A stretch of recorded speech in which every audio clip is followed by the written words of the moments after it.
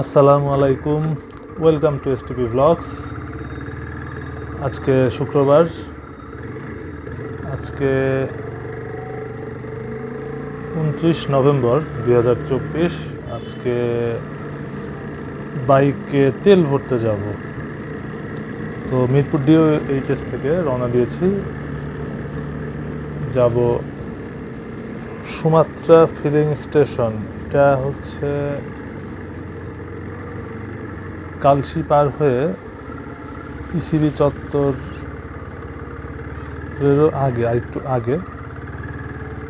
তো যাচ্ছি। আজকে পেছনে আছে ওরহান, আমার ছেলে, তার পেছনে আছে সামি, আমার চাচাতো ভাই।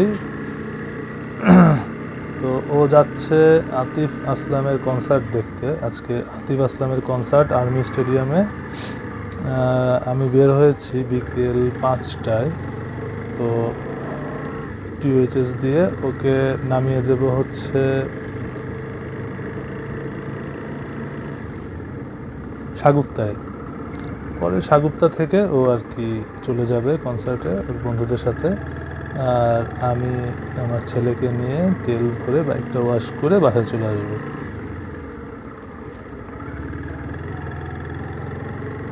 এই আর কি অবস্থা এখন।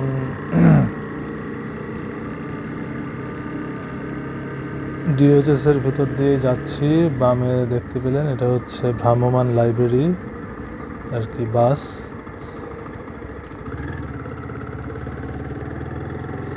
কনসার্টের বিষয়টা যখন আসলো, আমি আসলে জীবনে কনসার্ট খুব একটা বেশি দেখি নাই, আবার খুব কমও যে দেখেছি তাও না, কিছু কিছু দেখেছি। আমি আর্মি স্টেডিয়ামে মাত্র দুটো কনসার্ট দেখেছি।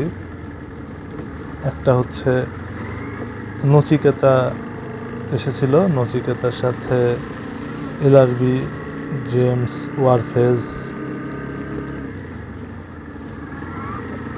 হাসান, আর্কের আর কি হাসান। তো এই আর কি।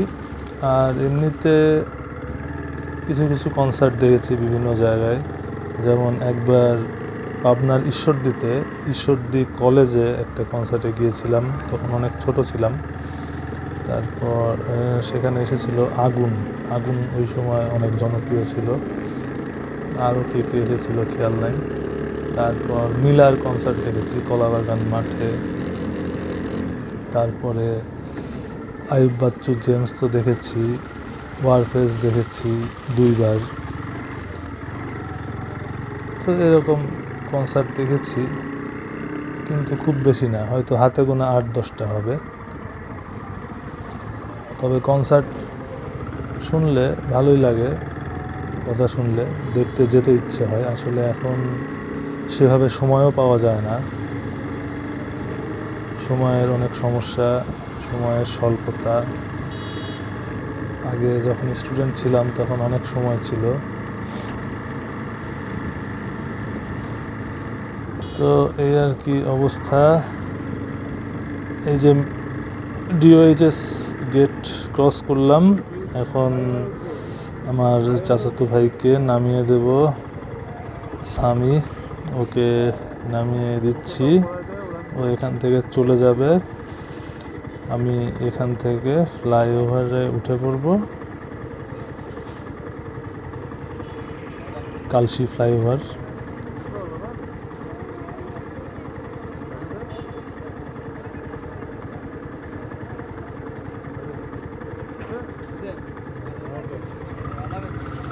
তো ওকে নামিয়ে দিলাম, নামিয়ে দিয়ে আমি আবার যাওয়া শুরু করলাম।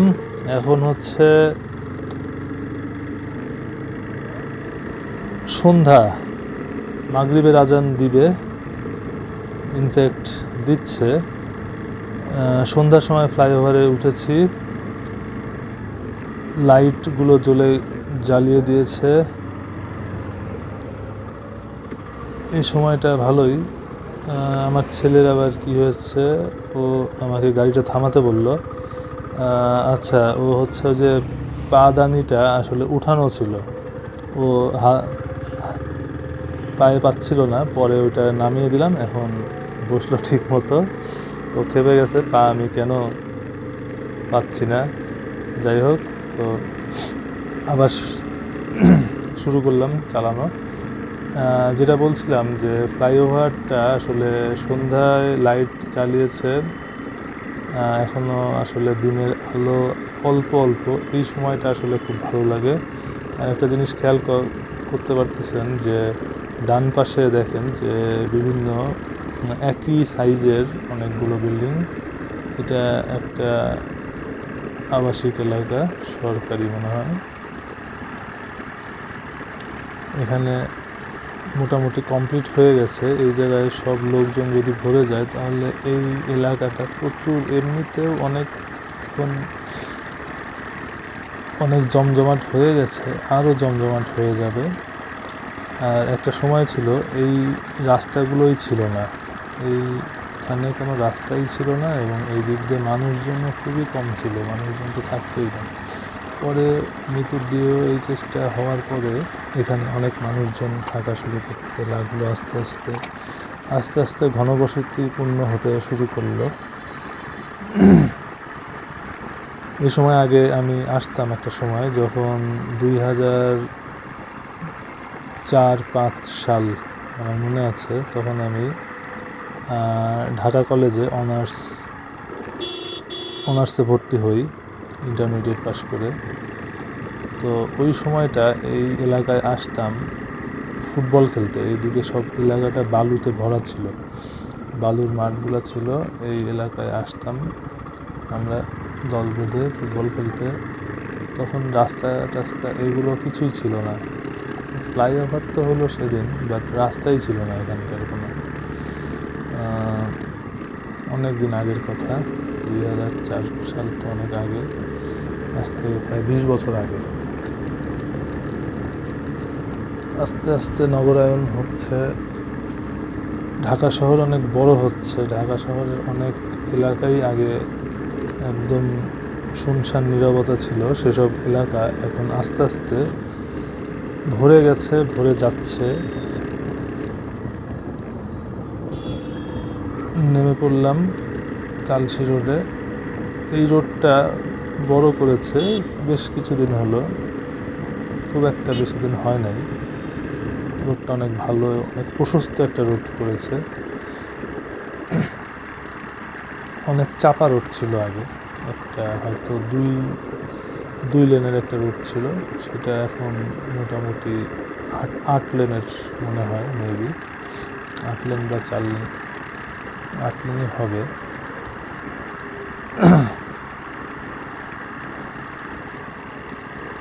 তো এখানে হচ্ছে আমাকে তেল, আমি যেই পাম্প থেকে ভরবো সেটা হচ্ছে সুমাত্রা ফিলিং স্টেশন, এটা হচ্ছে আপনার অপোজিটে রাস্তার। তো সেক্ষেত্রে আমাকে একদম ইসিবি চত্বর থেকে ইউটার্ন নিয়ে তারপরে আসতে হবে, কারণ এখানে আসলে কোনো রাস্তা ক্রস করার মতো কোনো ডিভাইডার নেই বা কোনো ইউটার্ন নেওয়ার কোনো জায়গা নেই এখানে। একদম রাস্তার শুরু থেকে একদম শেষ মাথা ইসিবি চত্বর, ওইখানে গিয়ে ইউটার্ন নিতে হয় এই রাস্তায়। এই ব্যাপারটা একদিক দিয়ে ভালোই করেছে, কারণ হচ্ছে এক্ষেত্রে জ্যামটা থাকে না, জ্যাম থাকার সম্ভাবনাও থাকে না। কারণ হচ্ছে এই মাঝখানে যদি পার করার ব্যবস্থা করতো মাঝখানে তাহলে এই জ্যামগুলো লাগতো গাড়ির। তো একবারে অনেক দূর দিয়ে আসার কারণে এই এত বড় রাস্তার মধ্যে কোনো যানজট লাগে না। অল্প একটু রাস্তা, কষ্ট করে একটু সময় হয়তো 5টা মিনিট বেশি গেল, তারপরেও।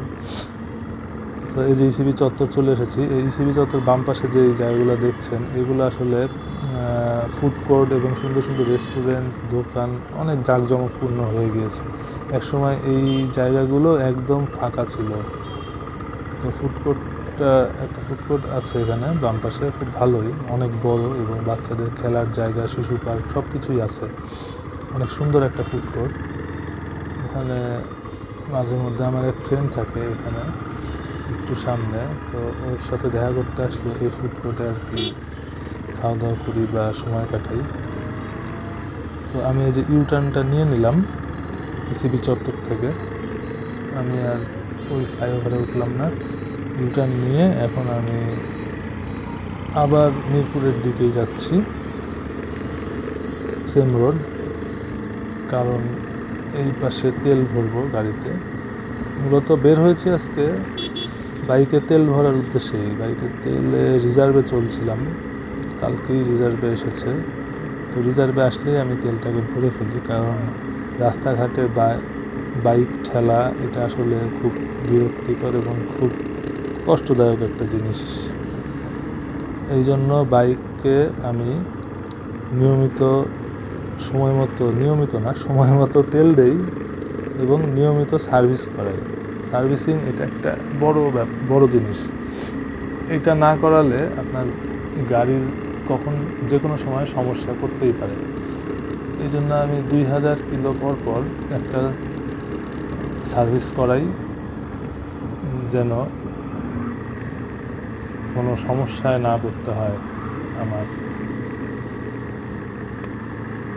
যাই হোক, বলতে বলতে মোটামুটি কাছাকাছি চলে এসেছি।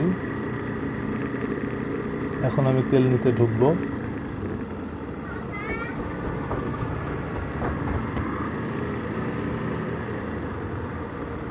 এই যে চলে এসেছি, বাম পাশে এখন ঢুকে যাচ্ছি। এটা হচ্ছে সুমাত্রা ফিলিং স্টেশন। আসলে এখন তেল কোন স্টেশনের ভালো কোনটা খারাপ এটা আসলে অতটা আমি দেখি না, আমি এখান থেকেই ভরি, যেখানে পাই সেখান থেকেই ভরি। তো আজকের ভিডিও এই তেল ভরা শেষ।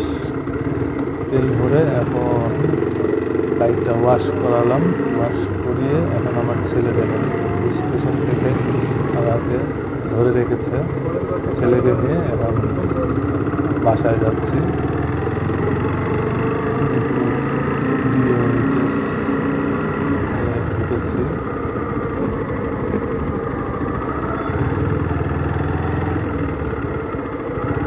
এক নাম্বার রোড ক্রস করে এই যে 2 নাম্বার রোডে ডান দিকে ঢুকে যাবে।